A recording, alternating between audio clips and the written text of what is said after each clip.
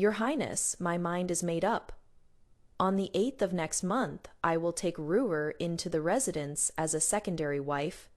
Liu Rufeng stood in the flower hall, his tone declarative rather than pleading. Old Madame Liu chimed in from the side. The prince consort is also doing this to continue the Liu family line. Rou'er is already carrying a boy in her womb. As a princess, you should prioritize the dignity of the imperial family. I laughed contemptuously. Granted, Liu Rufeng and old Madame Liu left in high spirits. They probably thought that I, the lovesick fool of a grand princess, had finally learned to compromise to keep my man's heart. How adorably naive. I picked up the Rou'er teacup beside me and gently skimmed off the foam. Nanny Kui, an aged yet sharp figure, emerged from behind the screen and knelt in greeting. This old servant is here. Nanny Kui was a veteran of the palace, the head maid servant, who once served by Mother Empress's side. Her eyes were the sharpest, specializing in dealing with all kinds of insubordination. Go, bring out that imperially bestowed golden book offerta of mine. I blew on the tea steam and said nonchalantly, also invite 2 disciplinary nannies from the imperial clan court. Since the Liu family wants to add new members, the rules must be established. A knowing smile curled at the corner of Nanny Kui's lips. This old servant understands.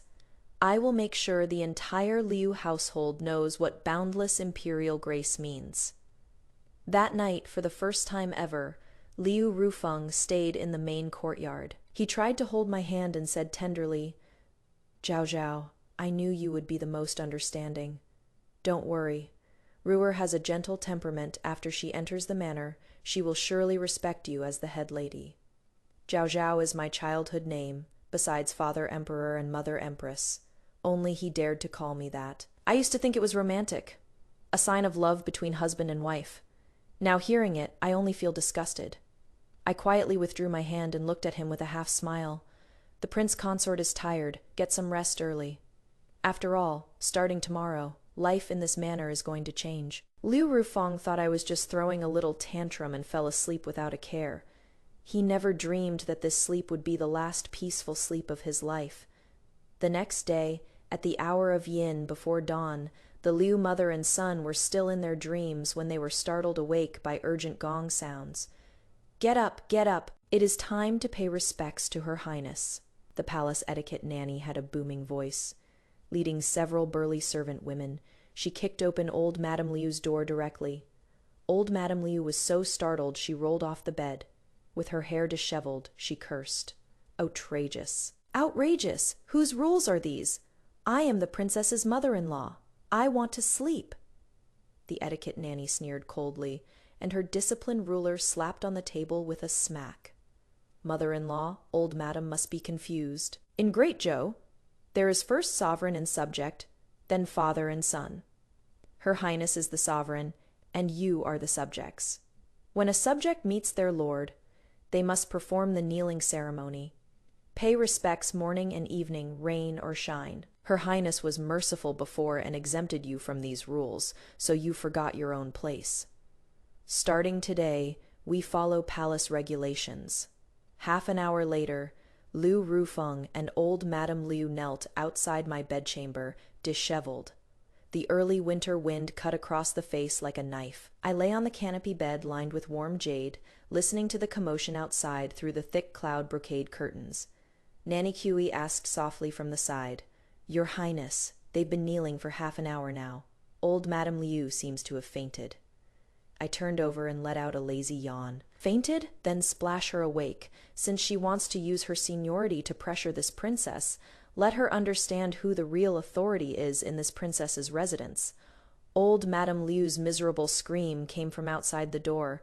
She was probably doused with a basin of cold water and completely woken up. Liu Rufeng's furious voice followed. "Zhao Zhao, what are you doing? My mother is elderly. How can she endure such torment? Even if you're a princess, you can't be so unfilial." Unfilial. I smiled, draped a snow fox cloak embroidered with golden phoenixes over my shoulders, and slowly walked out of the inner chamber. The door swung wide open. I stood at the top of the steps, looking down at the mother and son kneeling in the courtyard.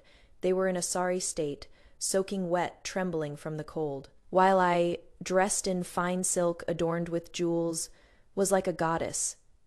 This is class. This is reality. Consort, what did you just say? I toyed with the hand warmer in my grasp, my tone indifferent. This princess didn't hear clearly. Liu Rufeng looked up at me, his eyes full of shock and anger. He had probably never seen such a cold side of me in the past. To spare his pitiful pride, I always kept myself humble before him, never daring to put on the airs of a princess. I was afraid others would say he was living off his wife, afraid he'd think I wasn't virtuous enough. And the result, I raised a whole family of ungrateful wolves. Zhao Zhao. Liu Rufeng gnashed his teeth. That is my mother. Your mother-in-law. How can you let her kneel here in the cold? Nanny Qi. I didn't even glance at him. Slap him. Yes, Nanny Qi was trained in martial arts. She stepped forward and struck from both sides. Slap, slap, 2 resounding slaps left Liu Rufeng's cheeks instantly red and swollen. Blood seeping from the corner of his mouth. Dead silence filled the scene. Old Madame Liu was so frightened she forgot to wail, staring at me with wide eyes as if she'd seen a ghost. Liu Rufeng, let this princess make this clear to you. I descended the steps one by one, my embroidered shoes clicking crisply against the stone slabs. I am the sovereign. You are the subject. Every plant and tree, every brick and tile in this princess manor is granted by imperial grace. That is your mother. No, before this princess, she is merely a commoner woman without any noble title. By law, a commoner woman meeting a princess must perform 3 kneels and 9 kowtows and answer while kneeling. She was just making a ruckus in the courtyard, calling out this princess's name directly. If this were in the palace, she would have been beaten to death with rods already. This princess having her kneel is teaching her the rules, is saving her life. I walked up to Liu Rufeng, extended my finger, and gently lifted his chin. Looking at that face that once captivated me, but now only disgusts me. As for you, Prince Consort, it is nothing but an empty title. You dare question this princess. Who gave you the audacity? Liu Rufeng trembled all over, the anger in his eyes gradually replaced by fear. He finally remembered. I am the emperor's most favored grand princess. If I kill him, as long as I don't care about the royal family's reputation, it is no harder than crushing an ant. This subject acknowledges his crime.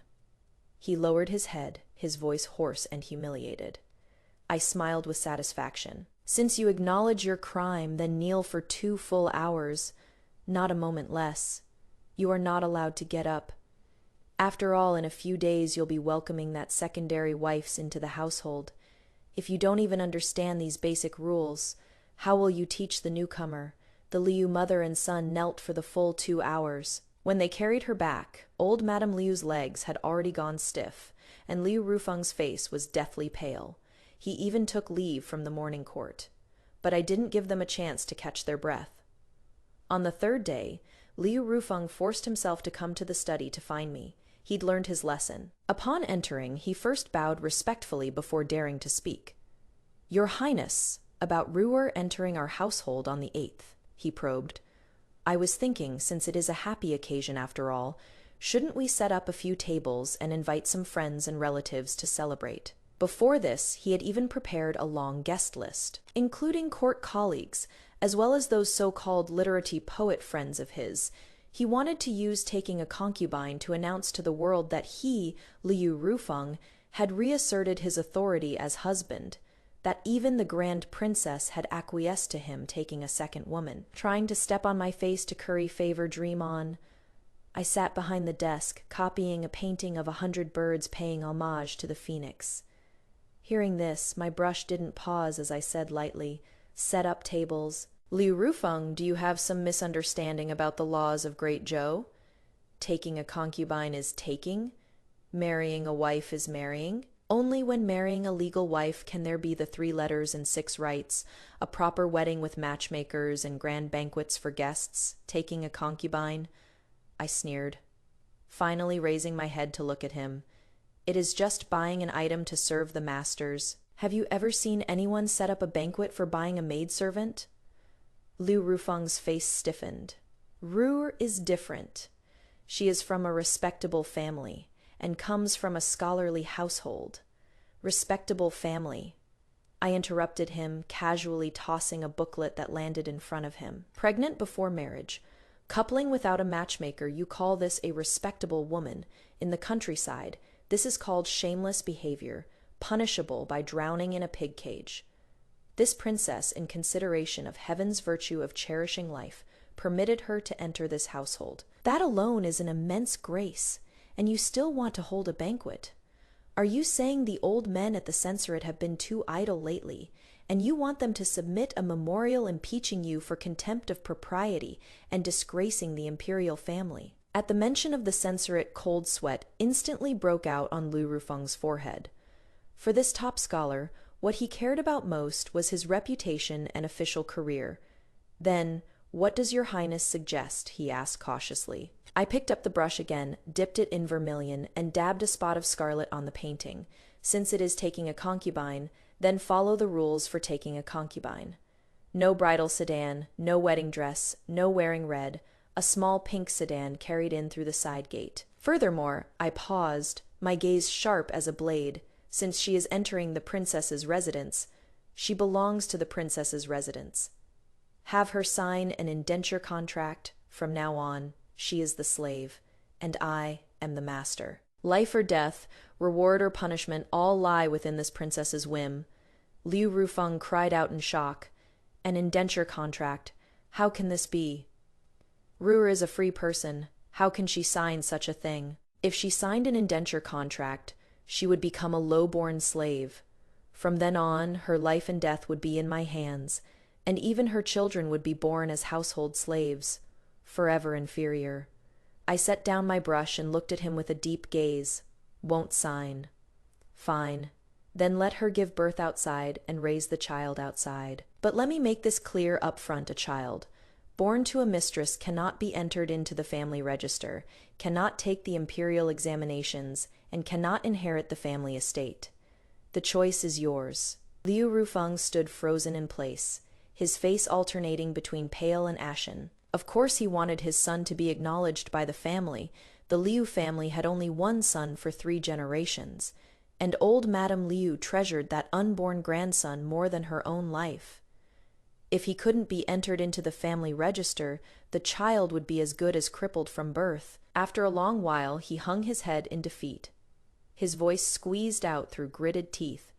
It is all up to your Highness to decide, looking at his expression as if he had just lost his parents. I felt nothing but satisfaction. This was only the beginning, Liu Rufeng. What you're taking in isn't a beautiful concubine, but a death warrant. The 8th day, auspicious for breaking ground, inauspicious for marriage.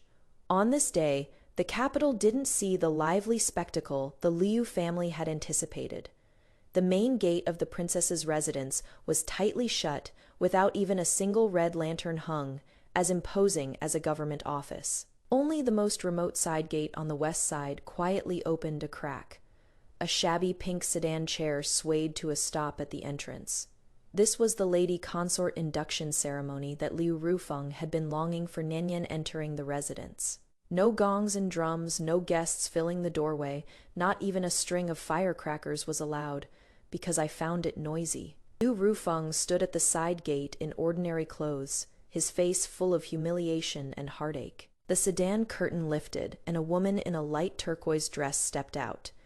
It was Rou'er. She was indeed quite pretty, with downcast eyes, looking pitiful and delicate, the very picture of a fragile little white flower swaying in the storm. Unfortunately, her attire today was truly shabby. I wouldn't let her wear red, not even pink, in my exact words. A concubine is bought and sold, just a plaything, dressed up in bright colors. Do they think I'm running a brothel? So she could only wear cold tones like turquoise and green on this festive day. She looked like she was attending a funeral. Liu Rufeng went up to her, grasping her hand, his eyes reddening. You've been wronged. Rou'er's eyes brimmed with tears, looking ready to collapse. as long as I can stay by your side, my lord. Rou'er isn't wronged. It is just this side gate. She glanced at the narrow, low side gate, the passage normally used for emptying chamber pots and hauling slop water. These are the rules. Granny Cui stood there, stone-faced, blocking the way like a door god. Please proceed. Auntie, the auspicious hour is passing. That one word auntie made Rou'er's body tremble. She bit her lip, looking at Liu Rufeng with eyes full of grievance. Liu Rufeng was about to flare up when Granny Cui coldly added, "His Highness is waiting in the main hall for tea. If you're late and keep His Highness waiting, that offense is something the concubine cannot afford." Upon hearing my name, Liu Rufeng instantly deflated like a punctured ball. "Go in. Let's go in first and talk later," he coaxed Rou'er in a low, submissive voice. Rou'er closed her eyes in despair and could only lower her head, bend over, and crawl through that foul-smelling side gate. At that moment, her dream of being a secondary wife shattered into pieces. Meanwhile, I had already prepared a grand show in the main hall. Inside the main hall, the floor heating was burning hot, warm as spring. I sat upright in the seat of honor, with 4 maids holding palace fans standing behind me and 8 sword-bearing female guards on both sides. This display was even more imposing than a courtroom. Old Madame Liu sat on an embroidered stool to the side, her face looking as awful as if she'd swallowed a fly. She had wanted to sit in the seat of honor, but was pushed to the lower seat by Granny Cui's remark about the distinction between ruler and subject. Now, seeing her son leading Rou'er in, she was about to call out "dear grandchild," when a single glance from me forced her words back down. "Kneel," I uttered 2 words lightly. Rou'er glanced at Liu Rufeng, and seeing him with his head lowered, not daring to speak, she could only kneel on the ground, full of grievance. "This humble one greets your Highness." "Wrong," I interrupted her, my fingertips lightly tapping on the desk. "Once you've signed the indenture contract, you are a slave. When a slave greets her master, she should refer to herself as this slave. Also, who gave you permission to raise your head? Slap yourself." As soon as I finished speaking, a rough working old maidservant stepped forward and gave Rou'er a harsh slap. Slap crisp and pleasant to the ear. Rou'er's head was knocked to the side from the blow, blood immediately seeping from the corner of her mouth, tears streaming down with a whoosh. "My lord," she cried, tears falling like rain on pear blossoms. Liu Rufeng felt his heart being cut by a knife, and just as he was about to plead for mercy, I threw that indenture contract onto the ground. Sign it, and you'll be a bedmaid in this residence. This princess will grant you a meal to eat. Don't sign and get out right now. Go beg for food on the streets." My voice had no fluctuation whatsoever, yet carried an unquestionable authority. Rou'er looked at that contract filled with humiliating terms, power over life and death, never to see the light of day again. With trembling hands, she looked toward Liu Rufeng.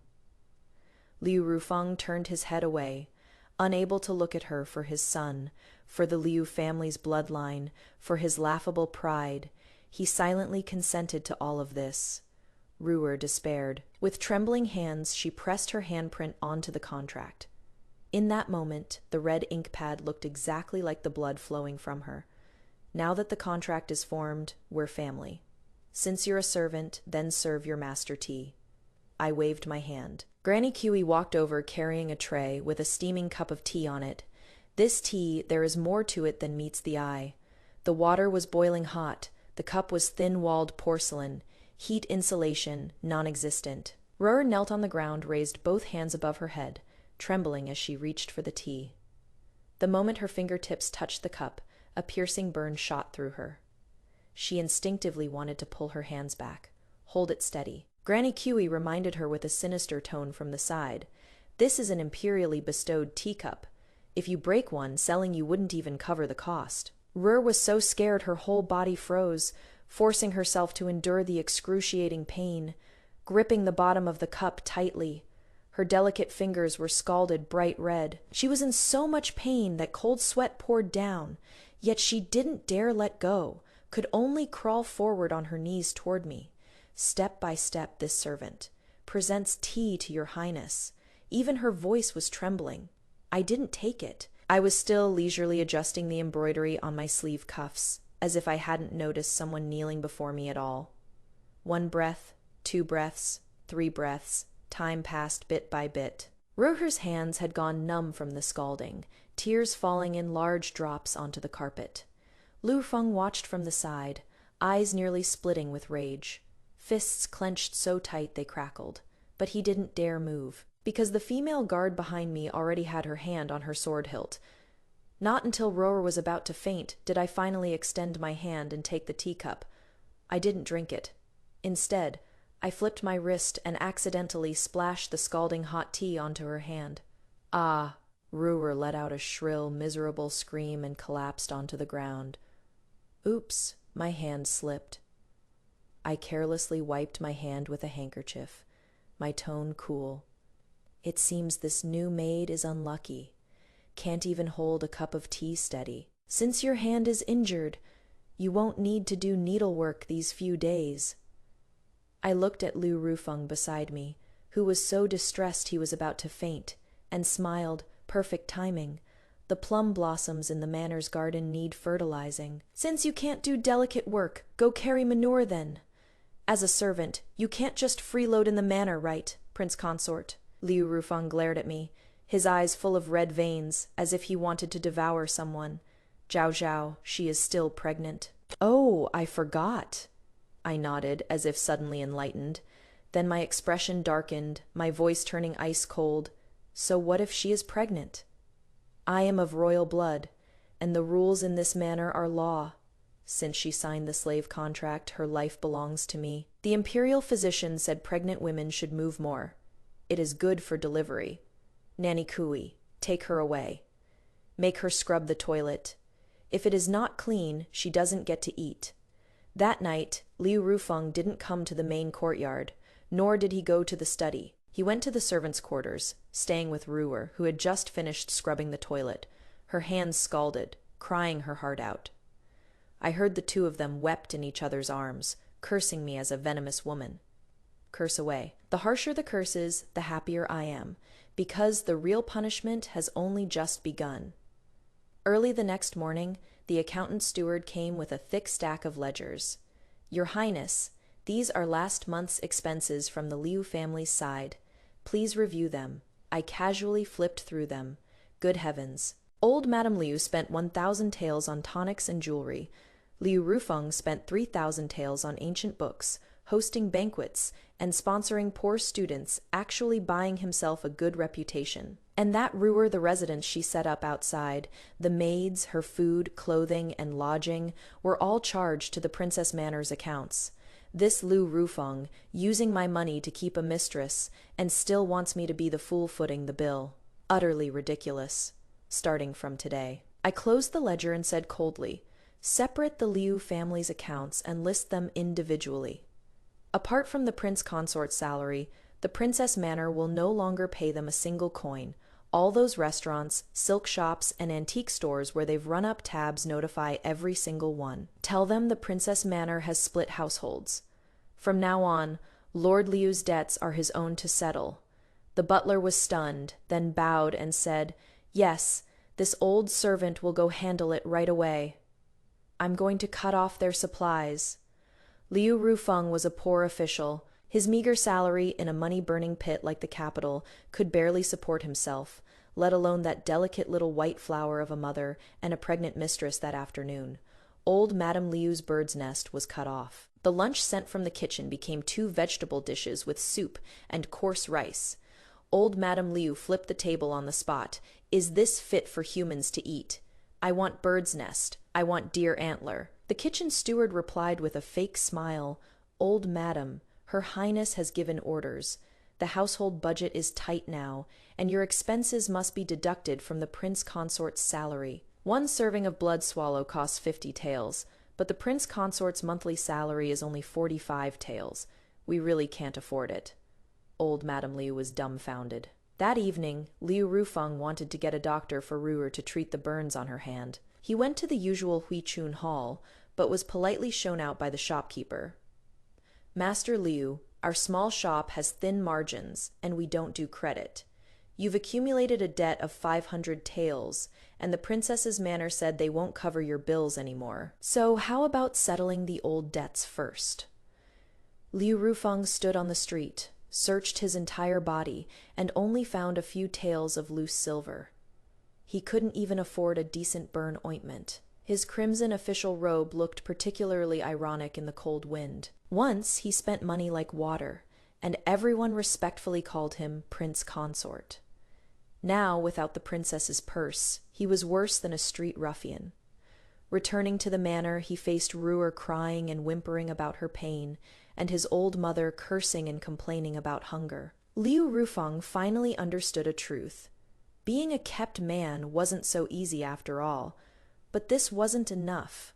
I wanted him to understand that without me, he'd not only have no money, but his dignity would shatter to pieces too. Without money, the Liu family couldn't last 3 days. Old Madame Liu was used to fine delicacies and couldn't swallow that coarse rice, moaning and groaning about pain all day. Rue's hands were burned and urgently needed good medicine. She cried pitifully, saying her stomach hurt, afraid it might disturb the baby. Liu Rufeng was driven to his wit's end. He started selling things off. First the calligraphy and paintings in his study, then the folding fans and jade rouille he usually played with, when he was about to go out with a blue and white porcelain vase. The steward stopped him. "Prince Consort, you can't take this vase." The steward bowed with a fake smile plastered on his face. Liu Rufeng flew into a rage. "This is from my study. Why can't I take it?" I happened to be passing by, holding Nanny Kui's hand, and stopped to watch him with a half-smile. "Your study?" I gently waved my round fan, my tone mocking. "Liu Rufeng, have you forgotten? This mansion is an imperially bestowed princess manor, and the ornaments in this study are imperial items registered by the Imperial Household Department. That official robe you're wearing was issued by the court. Besides that, the jade pendant on you was your only possession back then. Other than that, even a single needle in this manor belongs to me. You want to take imperially bestowed items out to sell. Trafficking imperial goods is punishable by exile of 3,000 li. Do you think your life is too long?" Liu Rufeng's hand trembled violently. Crash! That priceless blue and white porcelain vase fell to the ground, shattering into pieces. His face turned ashen as he stared at the fragments on the floor, as if looking at his shattered dignity. "Zhao Zhao, must you push me to death?" His eyes were bloodshot, his voice hoarse. I looked at him coldly. "Push you? I'm just taking back what belongs to me. If you have any backbone, don't live off a woman. Since you chose to, don't complain the rice is hard to swallow." In the end, Liu Rufeng could only remove the ancestral jade pendant from his waist, a relic from his deceased father, and the last shred of dignity the Liu family had. He pawned it for 50 taels of silver, 50 taels once not enough for a single night of drinking at a pleasure house. Now it was the lifeline for his entire family, watching his dejected figure leave. I only felt immense irony.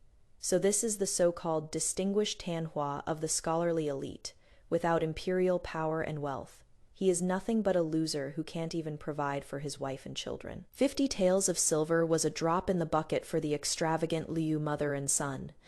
In less than half a month, it was all spent again. Rue's belly was getting bigger and bigger, and I heard she needed expensive pregnancy-stabilizing medicine. Liu Rufeng was at his wit's end. This time, he reached for my dowry chest. That day, I went to the palace to pay respects to the Empress Mother, and when I returned, I found the gold filigree kingfisher feather hairpin on the vanity was gone. It was bestowed by Imperial Father on my 15th birthday, worth 1,000 gold investigate. I only said one word. In less than half an hour, that hairpin was found under Rou'er's pillow. Liu Rufeng knelt on the ground, trying to make excuses. I was just borrowing it. Rou'er's unwell, and urgently needs money. I thought since we're husband and wife, your jewelry is also mine. Husband and wife. I sat in the armchair, holding a cup of hot tea, my gaze sharp as a blade. Liu Rufeng, did you study the sage books only to digest them in a dog's belly? I am the sovereign. You are the subject. My belongings are called imperial gifts. Taking imperial gifts without this princess's permission is called theft of imperial property. According to the laws of Great Zhou, those who steal royal property shall have their hands chopped off. Liu Rufeng's face instantly turned deathly pale, cold sweat pouring down like rain. No, Zhao Xiao, I'm the prince consort. You can't precisely because you're the prince consort. You deserve an even heavier punishment. I set down the teacup, making a crisp click sound. Someone, come here, hold down Liu Rufeng's hand. Two burly guards immediately stepped forward, pinning Liu Rufeng firmly to the ground and forcibly pulling out his right hand. Granny Kui held a gleaming dagger in her hand, her gaze ice cold. Aha, Zhao Zhao, I was wrong. I was really wrong. Liu Rufeng was so terrified he lost control of his bladder, a foul stench spreading through the hall. Rou'er was so frightened that she fainted on the spot. I frowned in disgust and covered my nose with a handkerchief. Forget it. Drawing blood today would be inauspicious. You may escape death, but you won't escape punishment. I waved my hand. Drag him away and give him 30 strokes of the board. As for that lowly maid who hid the stolen goods, use the needle torture. Let this be a lesson to her, so she understands that some things are beyond her reach. That day, the agonizing screams from the princess's residence echoed through the skies. Liu Rufeng was beaten until his flesh was torn and raw, bedridden for half a month. As for Rou'er, Granny Rong pricked her body full of needle holes, yet not a single visible wound could be seen. This is the imperial family's methods, making you wish you were dead, yet leaving you with no evidence to file a complaint. Winter passed and spring came. Rou'er was about to give birth. Late that night, heart-wrenching screams came from the side courtyard, probably because she had been frightened too many times during pregnancy. The delivery went extremely badly.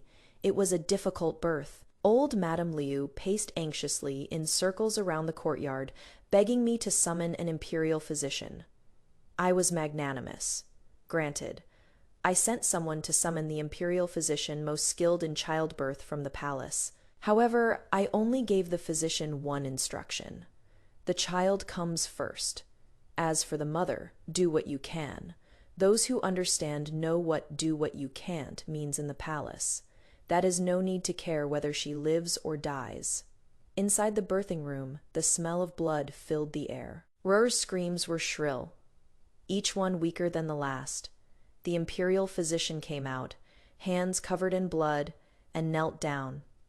Your Highness, the baby is in the wrong position, and the bleeding won't stop. May I ask your Highness, should we save the mother or the child? Liu Rufeng was helped over by others, and upon hearing this cried out, Save both, save them both. I glanced at him indifferently, my gaze passing over him and landing on the imperial physician. My voice was calm, without a ripple of emotion. The Liu family has had only one heir for 3 generations. The lineage is paramount. Since that lowly servant signed the indenture, she exists to carry on the family line for her masters. If faced with an impossible choice, sacrifice the mother, keep the child. 4 words. A death sentence. Liu Rufeng went limp, staring at me in disbelief. How vicious you are. That is a human life. I smiled, light as a breeze. The prince consort is mistaken. In my eyes, she is merely a vessel. The container is broken. Just replace it. If the child were lost, that would be a big deal. Half an hour later, a baby's cry pierced the night sky. It was a boy. The imperial physician came out, holding the child, beaming with joy. Congratulations, Your Highness, it is a young master. As for that container, no one cared. Old Madame Liu wept with joy, rushing forward to hold her grandson. Wait, Nanny Kui stepped forward, blocking old Madame Liu's outstretched hands. She directly took the child and brought him before me. I lowered my head and glanced at the wrinkly baby. Though he carried the bloodline of ingrates, he was still an innocent little life after all. Take him to the main courtyard. I ordered indifferently from today on. This child will be registered under my name and raised by me personally. As for that lowly servant girl, I glanced at Rou'er, who was still in the delivery room, on the verge of death, not yet breathed her last. Tell her she has rendered meritorious service by bearing a child. I shall reward her with a fine coffin. Send her to the manor to recuperate. Without my order, she is not permitted to return to the residence. The so-called recuperation meant leaving her to fend for herself. Rou'er, who had just regained consciousness, let out a desperate wail upon hearing this news. The son she risked her life to give birth to. She didn't even get a single glance at him before he became my son. As for her, she'll be thrown to a manor in the wilderness, left to die in misery. This is the fate of being a mistress. This is the price of daring to challenge imperial authority. My grandson. That is my grandson. Old Madame Liu frantically tried to snatch the child. Insolent, I shouted harshly. If this child stays with his birth mother, he'll be a low-born slave, only able to be a foot-washing servant his whole life. Registered under my name, he'll be the legitimate son of the princess's manor, able to inherit the title and take the imperial examinations. What? Does the old madam want to ruin the Liu family's only heir? One sentence struck old Madame Liu's fatal weakness. She froze, her outstretched hand suspended in midair. For her grandson's future, she fell silent. She abandoned Rou'er, who bore an heir for her family, just as decisively as she once abandoned me, the daughter-in-law who couldn't lay eggs. The coldness of human nature, laid bare for all to see. Liu Rufeng watched as the child was carried away, then looked at Rou'er being loaded onto a shabby cart bound for the manor. He finally broke down. He pointed at me, his finger trembling, eyes full of resentment and venom. Jiao Jiao. You vicious woman, I'm going to divorce you. I'm going to report you to the emperor. I'll let the whole world know of your evil deeds. Divorce me. I acted like I'd heard the funniest joke in the world. Liu Rufeng, you must have lost your mind. For marrying a princess, there is only mutual divorce or execution by imperial decree, never repudiation of wife. You want to file a complaint before the emperor? I stood up, straightening the bright red palace gown embroidered with 9 phoenixes facing the sun, my presence imposing fine. This princess was just about to enter the palace anyway. Let's go before Father Emperor to the Golden Throne Hall and have a proper discussion. Let's see if you, this prince consort who scorns propriety, steals imperial property and knows nothing of status, are in the right. Or if I, this eldest princess who acts on behalf of heaven and upholds the dignity of the royal family, am in the right. Attendants, prepare the carriage. This princess shall bring the prince consort to the palace for an audience with his majesty. Liu Rufeng was stunned by my presence. But he was already at the end of his rope, with no choice but to fight to the death. He thought that as long as he wept and complained in court, those censors and remonstrating officials would attack me for so-called wifely virtues. He thought the royal family would pressure me for the sake of face. Unfortunately, he underestimated my position in Father Emperor's heart. He underestimated even more that the imperial power's tolerance for subjects overstepping their bounds was 0. In the Golden Throne Hall, the atmosphere was solemn. Father Emperor sat high on the dragon throne, his expression grim. Liu Rufeng knelt on the ground, tearfully accusing me of my atrocities. Your Majesty, the eldest princess is jealous by nature, abuses her mother-in-law, harms the concubines, and seizes others' children. I truly cannot bear it any longer. I beg your Majesty to make a decision and permit me to divorce, permit me to separate from her. The entire court of civil and military officials fell dead silent. Everyone lowered their heads, not daring to watch the spectacle. After he finished his tearful complaint, Father Emperor finally turned to look at me. His tone much, my child, what do you have to say? I did not kneel. I am Father Emperor's most beloved daughter, specially granted exemption from kneeling before the throne. I only gave a slight bow, my expression sorrowful, tears flowing before I even spoke. This tactic is called using the scoundrel's own methods against them, leaving the scoundrel with no way out. Father Emperor, I choked out. Since I married into the Liu family, I have upheld wifely virtues, served my parents-in-law, and never once dared to be negligent.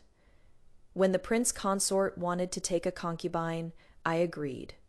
When his mistress wanted to enter the household, I accepted her. Even when that mistress got pregnant before marriage, disgracing our family's reputation, I bore the humiliation and registered the child under my name just to preserve the Liu family's honor. But the prince consort, I raised my head, eyes glistening with tears.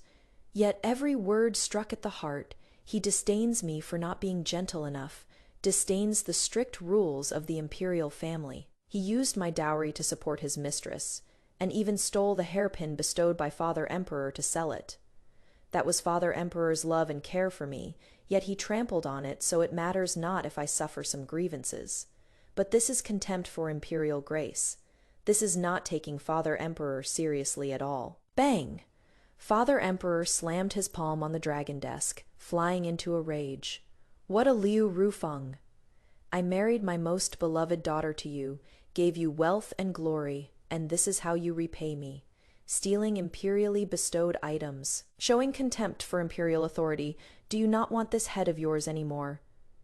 Liu Rufeng was scared out of his wits, desperately kowtowing. Spare me, your majesty! Spare me, your majesty! This subject was momentarily confused. Father Emperor let out a cold laugh. Deliver my decree. Consort Liu Rufeng has shown moral failings and is unworthy of the match. Effective immediately. Strip him of all official positions and revoke his title of prince consort. That princess manor was my personal gift to my daughter and has nothing to do with the Liu family guards. Strip off his official robes and remove his black gauze cap. Throw him out of the palace. Several imperial guards rushed up like wolves and tigers. In no time at all, they tore off Liu Rufeng's crimson official robe and removed his cap. All that remained was a white undergarment, his hair disheveled, as pathetic as a stray dog. He collapsed on the great hall floor, his eyes vacant. It is over, it is all over. His position, his future, his dreams of wealth in this moment, completely shattered. I stood to the side, looking down at him from above. The corner of my lips curved into an icy arc. Liu Rufeng, can't take it anymore already. Don't rush. This is just peeling off your skin. Next, I'm going to rip out your tendons and strip your bones. I'm going to uproot your Liu family completely, never to rise again. When I left the palace, it was already dark. Liu Rufeng followed behind my phoenix carriage like a lost soul, like a stray dog back at the princess manor. The main gate was wide open, but not to welcome the male master, it was to take out the trash. Pass down my orders. I sat on the rosewood chair in the main hall, holding a cup of hot ginger tea, dispelling the chill from the palace. The Liu family members are to leave the manor immediately, except for the undergarments they're wearing. They're not allowed to take a single thing. Granny Kui led a group of servants and charged into the west courtyard, where the Liu mother and son lived like wolves and tigers. A complete chaos ensued. This is my gold bracelet. It is my private savings. Old Madame Liu clutched a jewelry box tightly, refusing to let go. Granny Kui sneered coldly and kicked her over. Private savings. Old hag, get this straight. These past few years, everything your Liu family ate, wore, and used, which of it wasn't from her Highness's dowry? That box in your hands is made of red sandalwood from the palace. You think you deserve to have it. Strip it off. Several rough-working servants swarmed up and stripped old Madame Liu clean of her silk-padded jacket, the gold hairpins on her head, and the bracelets on her wrists, only leaving her a single set of gray cloth clothes.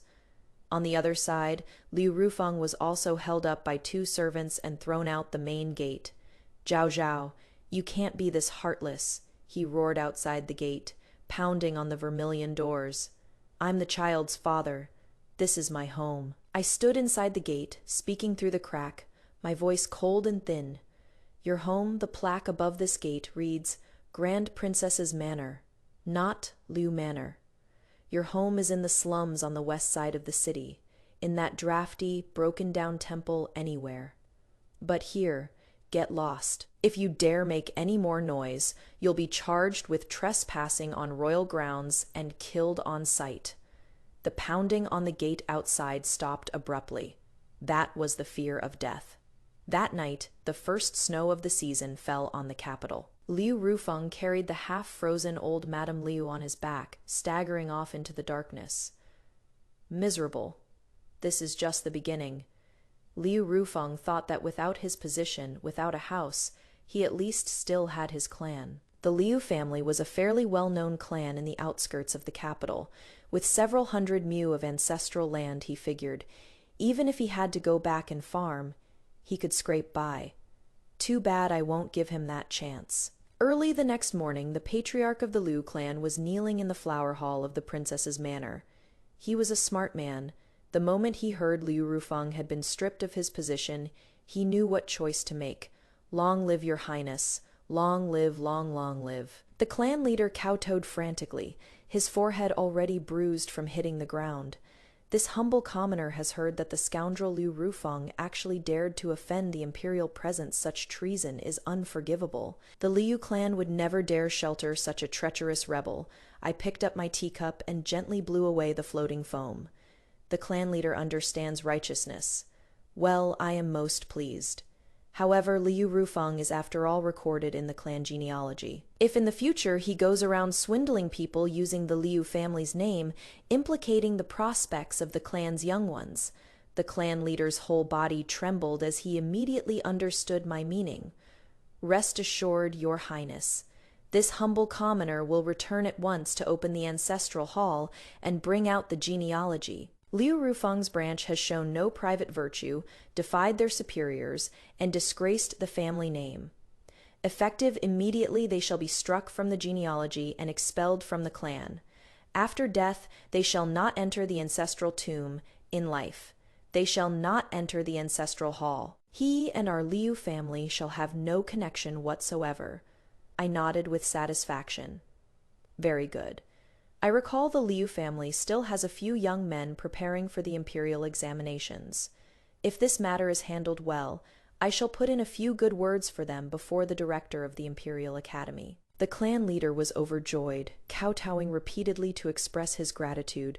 Before the promises of imperial power, so-called blood ties were nothing but a joke. When Liu Rufeng fled back to his hometown in disgrace, dragging his family along, hoping to seek shelter, what greeted him was not hot soup and warm rice, but the tightly shut ancestral hall doors and the clan chief's cold expulsion letter.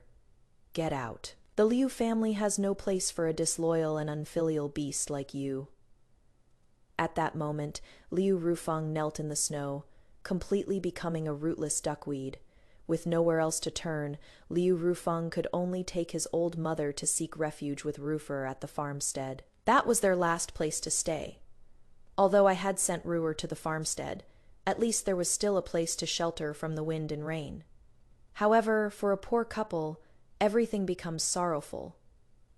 When Liu Rufeng appeared before Rou'er like a beggar, Rou'er broke down. She had originally hoped that having a son would raise her status, hoped that Liu Rufeng would take her back as a secondary wife. What she got instead was a dismissed official expelled from the clan, penniless waste, and that wicked mother-in-law who only knew how to make things difficult for people. These past few days, the three of them squeezed into a drafty thatched hut. No rice, no charcoal. Rou'er's body hadn't even fully recovered yet. She had to serve their every need. Old Madame Liu complained the wild vegetable soup she made was bitter and hit her. Liu Rufeng complained her crying was bad luck, cursing her as a jinx. Finally, Rou'er snapped. While Liu Rufeng was asleep, she stole the last piece of valuables he had hidden on his person. Though it wasn't worth much, if taken to a pawnshop, it could still be exchanged for a few dao of rice. The two wrestled together. Liu Rufeng's eyes turned red as he gripped Rou'er's neck tightly. How dare you steal my things? Rou'er struggled desperately, screaming hoarsely, Liu Rufeng, you worthless piece of trash. Back then, you tricked me, saying I could become an official's wife once I gave birth to a son. Now the son's been taken away, I've become a slave, and you still want to kill me? I'm going to report you. I'm going to report you for taking bribes during your term, and those crooked poems you wrote in your study secretly cursing the emperor for being incompetent. That shout pierced through the heavens. It was heard perfectly by the shadow guards I had sent to monitor them, taking bribes, harboring resentment against the royal family. Listening to the shadow guard's report, a cruel smile curled at the corner of my lips. I was just worrying about not finding a reason to eliminate them completely. This bedside companion sure handed over the knife at the perfect time. Half an hour later, the commander of the embroidered uniform guard personally led a team and kicked open the door of that thatched hut. During the search, they indeed found several letters in Liu Rufeng's worn bundle that hadn't been burned in time, all filled with complaints and sour remarks mocking the government. There was also a private ledger recording some small bribes he had accepted using the prince consort's name. Although the amounts weren't large, combined with the charge of harboring resentment against the royal family, it was enough. Arrest them all. Throw them into the imperial prison and interrogate them strictly. The imperial prison is that kind of place you lose a layer of skin just going in. Liu Rufeng was a spineless coward. Before they even used the heavy torture, he confessed everything. He not only confessed to his own crimes, but to get a reduced sentence, he also spilled everything about how old Madame Liu used to mistreat the servants and how she ran loan sharking operations. Mother and son turned against each other, biting back at one another, making an utter disgrace of themselves. When Father Emperor saw the confession, he flew into a rage. This is the so-called top-ranked scholar. He truly soils my eyes. The imperial edict was issued. The criminal Liu Rufeng deceived his sovereign, embezzled bribes, and harbored resentment against the court. Zhang of the Liu household, old Madame Liu failed to discipline her son and amassed wealth through loan sharking. The mistress surnamed Rou'er bewitched her master and failed to report crimes she knew of. In consideration of past minor merits, they are spared from death. However, though spared from death, they cannot escape punishment for their crimes. The entire family's property is to be confiscated. They are to be exiled to Ninguda, to serve as slaves to the armored soldiers, forbidden to return to the capital for all eternity. Ninguda, what kind of place is that? A bitterly cold land covered in snow year-round, with wild beasts roaming about. The people there live a fate worse than death. The moment he heard the imperial edict, Liu Rufeng collapsed to the ground, piss and shit flowing freely. Old Madame Liu's eyes rolled back and she fainted on the spot. As for Rou'er, she let out a deranged laugh. Retribution. This is all retribution. As for that newborn child, I kept him, as I had promised before. However, I didn't raise him as my son. I sent him to a temple on the outskirts of the capital. Give him a Dharma name, call him Wangchen. I told the abbot, have him recite sutras every day to atone for his deeply sinful parents. For this lifetime, don't let him know his true origins. This was perhaps the greatest mercy I could give him. On the day of exile, the capital was once again engulfed in heavy snow. I sat in the warm pavilion of the city tower, looking through the latticed window at the line of prisoners below, dressed in prison garb and wearing shackles. Liu Rufeng walked at the very front, his hair gray and white, his face covered in frostbite, where was any trace of the former top scholar's elegance. Old Madame Liu, frail from age, couldn't walk anymore, and was whipped on the back by a guard, screaming as she crawled. Rou'er had gone mad, singing tuneless ditties, clutching a rock in her arms, treating it as her child. Zhao Zhao, Zhao Xiao, save me. When passing the city tower, Liu Rufeng seemed to sense something, raised his head, and screamed desperately toward my direction. I'm your husband. A day as husband and wife means 100 days of grace. I didn't even spare him a glance. I only said to Nanny Kui beside me, too noisy. Nanny Kui understood, and made a gesture to the guards below. The guards immediately stepped forward and stuffed a rag into Liu Rufeng's mouth. MFEH, MFPH, MFPH, only able to let out muffled whimpers. It is said that before they even reached Ninguda, the entire Liu family had perished. Old Madame Liu froze to death on the road, her body carelessly tossed into a snowy pit by the roadside, left to feed the wild dogs. Rou'er went mad and drowned herself by jumping into the river while crossing the ice. As for Liu Rufeng, he made it to Ninguda, but because of his frail body, he couldn't do hard labor. The bannermen there beat him until his legs were broken, and in the end, on a cold night, he curled up in a haystack and died from cold and hunger. When he died, his eyes were wide open, unable to rest in peace. It was New Year's Eve again. Inside the princess's residence, lanterns and colorful decorations hung everywhere, warm fragrance filling the air. The floor heating was burning vigorously, with blooming narcissus and red plum blossoms arranged in the room. I wore a gold-embroidered phoenix robe, lounging lazily on the soft couch, toying with the nine-tailed phoenix hairpin that Liu Rufeng had once nearly stolen to sell. The tassels hanging from the hairpin tip shimmered with a cold and noble light under the candlelight. "Your Highness, timely snow promises a good harvest." Nanny Kui smiled as she brought over a bowl of freshly cooked bird's nest porridge. "This is bloodbird's nest just bestowed by His Majesty, the most nourishing." I took the bird's nest and stirred it gently outside the window. Heavy snow fell, covering the entire capital in a blanket of pure white. I thought of that young Tanhua who once knelt before me, promising to be faithful to me alone for a lifetime. I thought of that wicked mother-in-law who was always going on about family honor and respectability. I thought of that mistress who thought she could rise in status by bearing a son. They have all become dust beneath this heavy snow, and I am still the most noble grand princess of the great Zhou dynasty. Power, status, wealth. As long as I remain in this position, these things will forever belong to me. As for love, that is solace only the weak need.